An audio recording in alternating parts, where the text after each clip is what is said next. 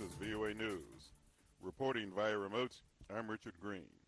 Russia has given Ukraine until the early hours of Monday to surrender the besieged southern city of Mariupol, as Ukrainian President Volodymyr Zelensky said he is ready for peace negotiations with his Russian counterpart, Vladimir Putin.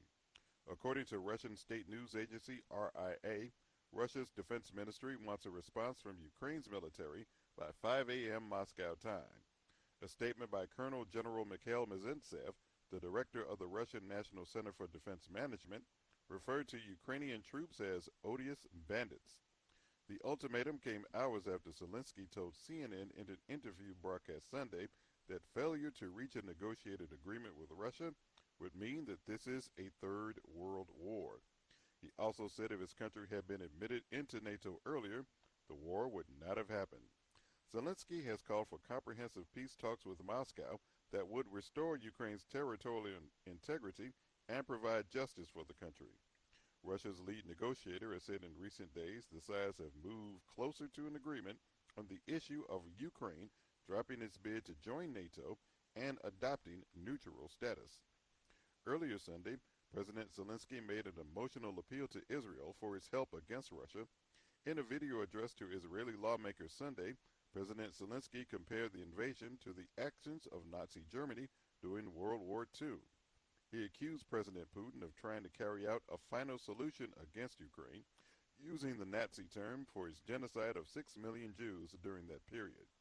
Israel has emerged as a key mediator between Ukraine and Russia, but Zelensky said it was time for Israel to finally take sides, telling lawmakers it should follow its Western allies by imposing sanctions and providing arms to Ukraine.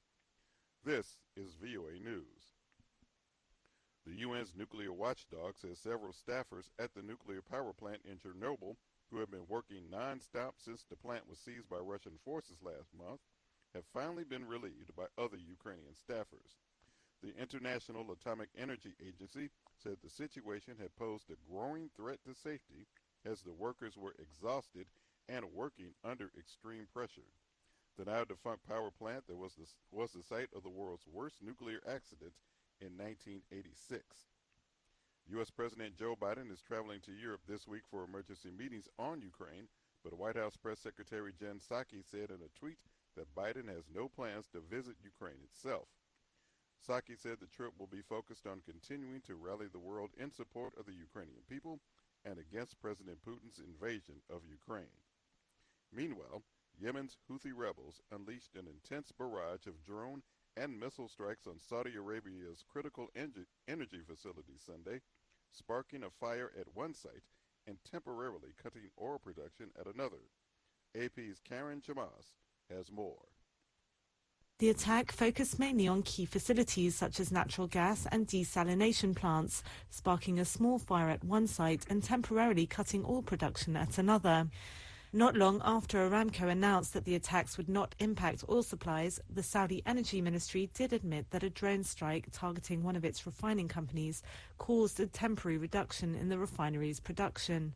The disruption comes in an already tight energy market as Saudi Arabia's state-backed oil company Aramco announced its profits surged in 2021 by 124%. I'm Karen Chamas. Yemen has been plagued by turmoil since 2014 when the Iranian-backed Houthi rebels seized the capital, Sana'a, and ousted the government. A Saudi-led Arab coalition began fighting the rebels several months later. The war has settled into a bloody stalemate that has left tens of thousands of Yemenis dead and triggered the world's worst humanitarian crisis. The UN last week asked member nations for $4.2 billion to fund humanitarian efforts in Yemen this year, but the world body only received $1.3 billion in pledges. Repeating our top story, Russia has given Ukraine until the early hours of Monday to surrender the besieged city of Mariupol, as Ukrainian President Volodymyr Zelensky said he is ready for peace negotiations with his Russian counterpart, Vladimir Putin. For more on this and all the stories we're covering, visit us at voanews.com. Reporting via remote, I'm Richard Green for VOA News.